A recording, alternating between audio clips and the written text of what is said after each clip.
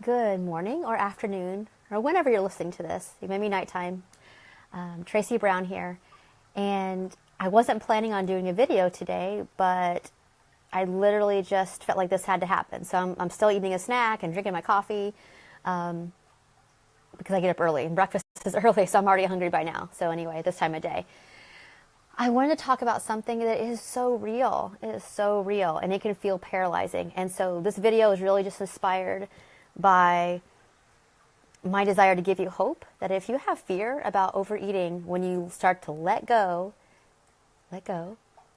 of all the rules about eating and managing your eating and making even intuitive eating into another diet, or even recovery in the way that you're eating into a way to get it right or manage things, it's just a transfer of the fear. And so I want to help you today have some faith that trying to control this process is just going to make it last longer and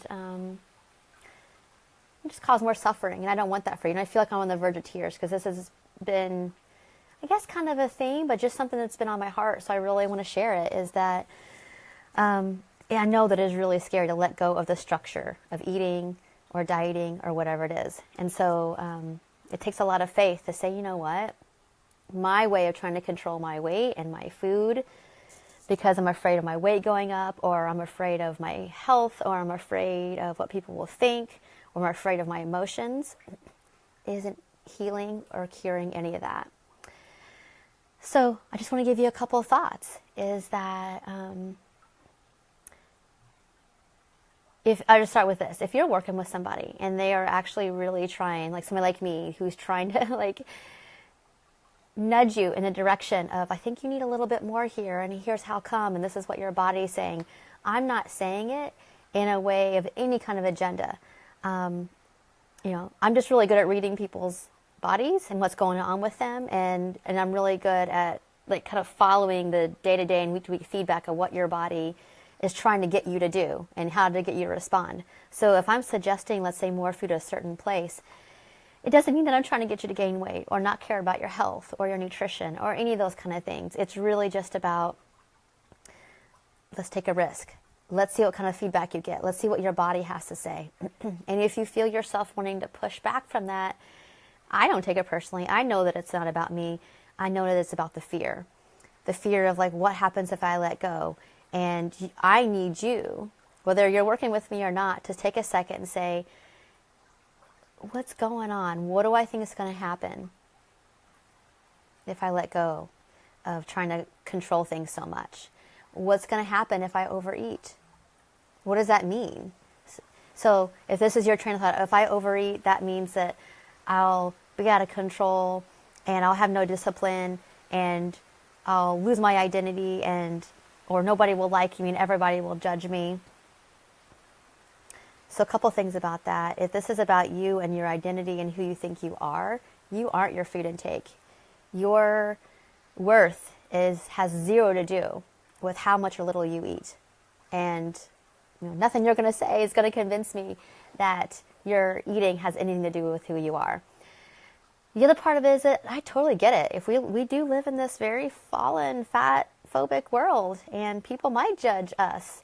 But remember, that's based on their own fears and their own prejudices and the own way they use control, whether it's food or something else, to contain their own wounds and their traumas and their fears. So as much as I want to say like that's theirs and make it easy, I know it's not easy, but I want you to recognize that that's what it is.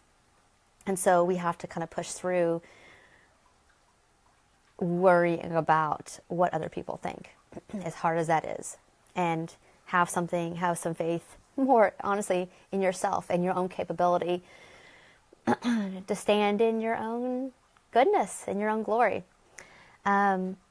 So for those of you listening who are like, I actually do overeat and I'm so scared of that because that happens to me, I would say I want you to start to slow down. So not only tracking your hunger and fullness, but I want you to slow down with your food. When you're in that snacky, munchy, let's say it's a snacky, munchy kind of phase, and I want you to slow down with that food.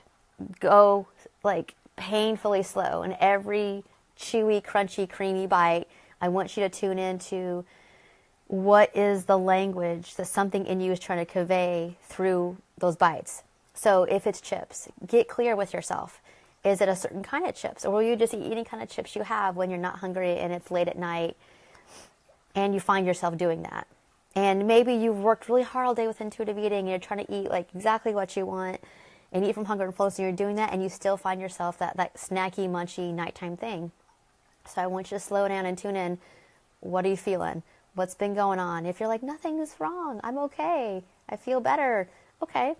It could be habitual. So you might have to make a decision like, I can totally have a snack, but let me give it 10 minutes or 20 minutes or 30 minutes and see if that, just by doing something different, that feeling passes that I need to have that, just because that's what I've done for 20 years. If it's bigger than that, if you feel like you're still called and you're still pulled, then ask yourself with every chewy, creamy, crunchy, whatever bite, what is it? What's the payoff? You know, what am I getting from that? Like when I crunch into that chip and I taste that salty, barbecue-y flavor, and when I eat that, what do I feel? Do I feel like a spark of like joy, or do I feel excitement or relief? Get curious about that, because it's just a chip. I mean, chips taste good, but after a couple bites, after several bites, it starts to lose its flair and its power and its taste, honestly. And so start to get curious about like, how come it feels hard to let go of that excitement? What's going on? Do you not have enough excitement or joy or whatever in your life? So I really want you to get micro with this stuff. And that's the basis for what I have my clients do that helps them get results, is that we really, really slow down and get to the heart of what it is that's missing that we're trying to feed. And so that's the first step, because if you find yourself snacking at night, and I have clients that wake up in the middle of the night and they're eating, and it feels really unconscious and they can't do that process in the middle of the night. But I think it's a carryover to the unlooked at parts of the day. And so let's see if that helps you. I want to make sure, I'm trying to give you like real things that you could use. So I highly encourage you to take the time to do it. And just to wrap it up, what I want to let you know is that the body always gives feedback. It is not numb to what you're doing with your food. It's just that we've been trained to be so cut off and disembodied that the more we slow down, the more we practice, the more we get the feedback, it starts to become more choiceful. It's like, am I not wanting to give up that numbness or that container? Because sometimes people just count and measure and try to get everything in this perfect little container just because that feels normal and that feels right, and that manages feelings, and it feels like they have a sense of control. I gotta tell you that there's no control in it, and it's not life affirming. And that's what I'll leave it with. If what you're doing with your food doesn't feel life affirming, if it feels like it's holding you back, keeping you small, trying to like control what happens in your life, it's probably not life affirming. So I'm hoping this video helps you. If you have fears about overeating, that, the thing is, you're probably going to have some overeating if you're not eating enough. So if you're already coming to this video and you're trying to like control and restrain yourself and not eating enough the first half of the day, you're probably going to struggle with that. If you're coming to this video and you're like, no, I eat from hunger and fullness like 99% of the time, 90% of the time, I'm not really under eating during the day. I eat what I really want. If that's you, then I want you to slow down even more with the circumstances around when you want to munch.